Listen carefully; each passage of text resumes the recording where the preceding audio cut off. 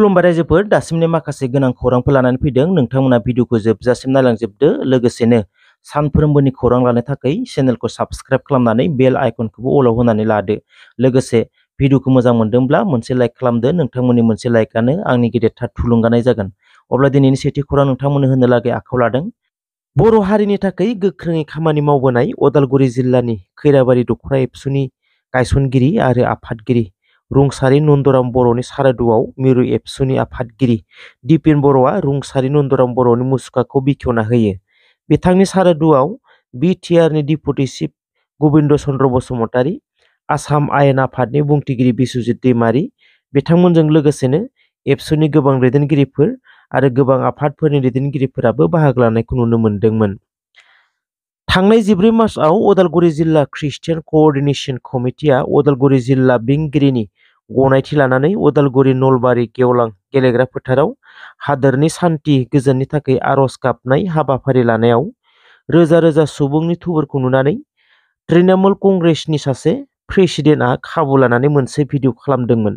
बे भिडिअआव बिथाङा बुंदोंमोन तृणमूल कंग्रेस आरो ख्रिस्टियान कअर्डिनेशन कमिटि लोगो नांनानै बिजेपिखौ आसामनिफ्राय होखारनो बुंनाय बाथ्राया ख्रिस्टियान कअर्डिनेशन कमिटिखौ सौग्राव होनाय बायदि जादों आरो साननो गोनां अपमान खालामदों। बिथांनि बेबायदि बुंनायनि सायावनो ख्रिस्टियान कअर्डिनेशन कमिटिया खौरांगिरि मेल खुंनानै रोखा खालामनानै होदों दि ख्रिस्टियान कअर्डिनेशन कमिटिया नन पलिटिकेल अर्गेनाइजेशन बै दिनखालिनि फारिलाइयाव धोरोमनिसो फारिलाइमोन आरो हादोरनि गोजोन सान्थिनि थाखायसो मास प्रेयार लानाय जादोंमोन। रावबो टिएमसिनि दैदेनगिरिफोरजोंबो आरो जिकुनु पलिटिकेल पार्टिजों सावरायलायनानै एबा बिथांमोनखौ हांख्रायनानै हाबाफारिखौ लायाखैमोन आरो पलिटिकेलजोंनो गैखाया होनना रोखा खालामना होदों आरो जाय बिथाङा पलिटिकेल मुलाम्फानि थाखाय बुंबाय बिनि थाखाय रायजो राजानिसिम निमाहा बिनांगौ होनना दाबि खालामनाय लेखायैनो बिथां प्रेसिडेन्ट अफ टिएमसि तृणमूल कंग्रेसनि सासे आफादगिरिया निमाहा बिनायखौबो नुनो मोन्दों। पृथ्वीराज नारायण देब मेसआ बिएफएफ दोलोआव गैयामोन नाथाय बिजाथिनि थाखाय टिकेटल'सो नागिरना फैदोंमोन बिएफएफ दोलोआव बुंदों बिटिसिनि बारग' हाग्रामा महिलारि।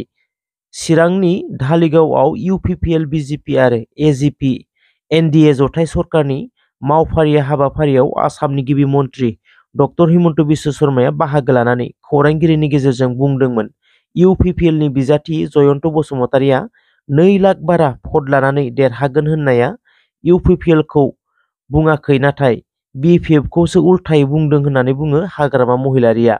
प्रमद बर'नि दोलोआ जोबस्रांलांनो 2 दानल'सै 2 दाननि उनाव प्रमद बर'नि सरकारा बायसिगोन बुंदों हाग्रामा महिलारि।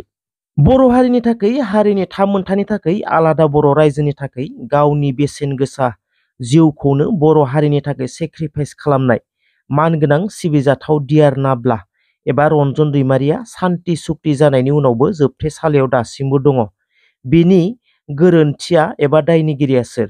नोंथांनि एन्सारआ जानो हागौ प्रमद बर', सोरनिबा एन्सारा जानो हागौ गबिन्द चन्द्र बसुमतारी, सोरनिबा एन्सारा जानो हागौ रनजित बसुमतारी एबा बबेबा मोनसे आफाद नङाब्ला सागानगिरि गासैबो। नङा, बिथांमोना नङा। नाथाय सोर बिनि दायनिगिरिया आरो बिनि गोरोन्थिया बहा? बिनि एन्सारखौ खोनाब्ला जानो हागौ नोंथाङाबो जोंखांगोन आरो कमेन्ट बक्सआबो जिब्रालांनो हागौ।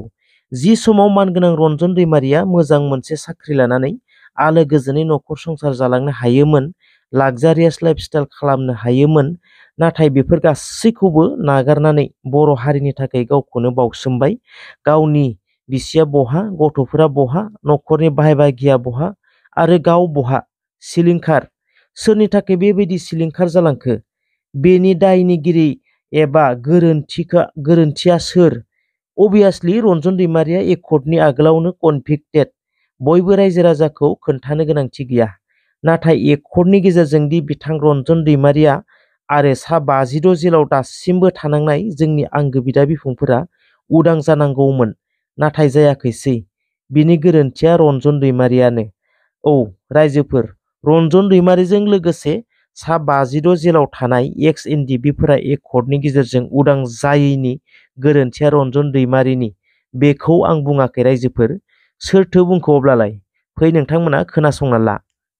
बयबा नङा बयबा मोनसे बिथिङाव जाय बिथांमोना एकर्ड खालामदोंमोन थामहिनबा बै एकर्डआव जाय बिथांमोना सिगनेचार होदोंमोन दा बिथांमोनानो जे रन्जन दैमारिखौ बख'नायनि बेलायाव जाखिनि एकर्ड खालामदों बे एकर्ड खालामनायनि गेजेरजों जे बिथांमोना कनफिडेन्ट सिगाङावनो बिथांमोना साजा मोनखांबाय खिन्थु नैबे बेला एकर्डनि उनाव गथारनांगौ होननानै मोनसे खालामनाय बा निस्सय मोनसे जागौमोन होननानै नोंथाङा सानो नामा जे हमना ला बे एकर्डनि गेजेरजों बिथाङा थारला बा जिखिनि जेलाव दङ बेखौ गनायनि थाखाय राहा लाबोनो हायोमोन नामा? दा बे बुस्थुखौथ' बिथांमोनानो सिन्था खालामनांगौमोन जायफ्रा कनभिक्ट जानानै दं जोबथेसालियाव थानानै दं बिथांमोनानो जिहेतु जों दैदेनगिरि मुरबि दैदेनगिरि हिसाबै बिथांमोनानो सिन्था खालामनांगौमोन। सिगनेचारा गावबो साराबो होदों रन्जन दैमारि साराबो होदों सिगनेचारखौ। दा बिथांमोना बुजिनांगौमोन आं कनभिक्ट एजे आं मा खालामनाया मोजां साराबो साननांगौमोन। दिनै सोरबा सासेखौल' दाय होबाथ' जानाय नङा सासेनिल' दाय गैया बेवहाय। दा कनभिक्ट हिसाबै जेसेबां जोबथेसालियाव दङ बिथांमोना गनांगौब्ला सिन्ताखौ निस्सय खालामनांगौमोन आरो जाय बिनि आगदा आगसि थाग्रा बिथांमोनाबो बुजिनांगौमोन मा खालामनाया मोजां। दाथ' एकर्ड जालांबाय बिथांमोना जेलाव दङ दा बेखौनो बारे सोरखौबा दाय होबाय थाबाथ' जानाय नङा।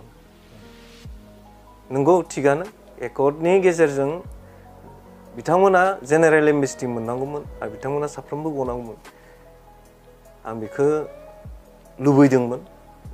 बिथांमोना दा जेलाव दङ जेलाव थानाय हिसाबै बै समाव खालामखानो हायियाव जों बेसेबांखिनिखौ दा भुगिनांदों। सोरबा सासे सानैनि खोथा नङा बियो जों दिनै बयबो भुगिनांगोन। जों बाहेरायाव दङब्लाबो जोंबो दुखुब्रा जोंबो बोरैबा मोनखाङो सानोब्ला मालाबा माने सानो बिसोरखौ माबोरै बिसोरनि न'खरफोरखौ माबोरै मोजां माबा मोनसे खालामनो हागोन जों बेफोरखौबो साननाय दं। बाहेरायाव दोङो हिसाबै सोरबा सान्तियै दोङो सोरबाया बे नङा आरो माला बख'नो हागोन जों बेखौ सरकारखौ जों बेखौनो खावलायो जे बिटिआर गभर्नमेन्टनि मानाव गेदेर प्रमद बर' साराबो मैया बे खोथाखौनो बुंबाय जे बिथांमोनखौ थाबैनो बख'नायनि बेब'स्थाखौ खालामगोन होननानै। बिखौबो जुदि पलिटिक्स होननानै सानोब्ला बेबा हले जानाय नङा आरो। बिथां बिबख'आ बुंनाय बायदिब्ला रन्जन दैमारिया सागान होनो नाङामोन आरो एनडिएफबिनि दैदेनगिरिफोरा सागान होनो नाङामोन। नाथाय रन्जन दैमारिया सागान होनायनि बेलायाव गोथौवै सानहरोब्ला एकर्डनि समावथ' मानगोनां रन्जन दैमारिया जेलावसो दङमोन। बिथांखौ दसेनि थाखाय बरनना लांनानैसो सागान होहैदोंमोन।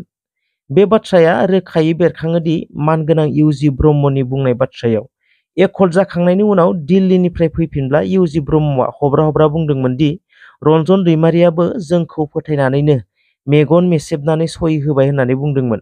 बेराफारसेथिं एक्स एनडिएफबिफोरनि फोरमायनायनिफ्राय जों बयबो रायजो राजाया मोनथिदों एकर्डआव मा लिरनाय दं बेखौ रन्जन दैमारिया फरायनो मोनाखै।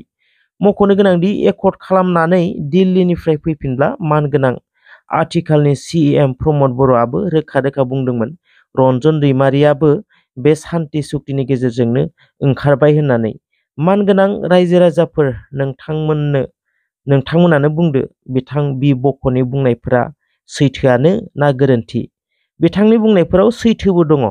बे जाबाय बिथांमोनखौ उदां खालामनो हायैखौ मोनथिदोंमोनब्ला एकर्डआव गासैबो एनडिएफबिनि दैदेनगिरिफोरा सहि होनायखौ गोथौवै साननांगौमोन। थेंक इउ स' माच रायजोफोर जायफोरा भिडिअखौ जोबजासिम नायजोब्बाय आरो भिडिअखौ मोजां मोनदोंब्ला मोनसे लाइक खालामदो आरो हायोबा लोगोफोरनोबो शेयार खालामनानै होदो।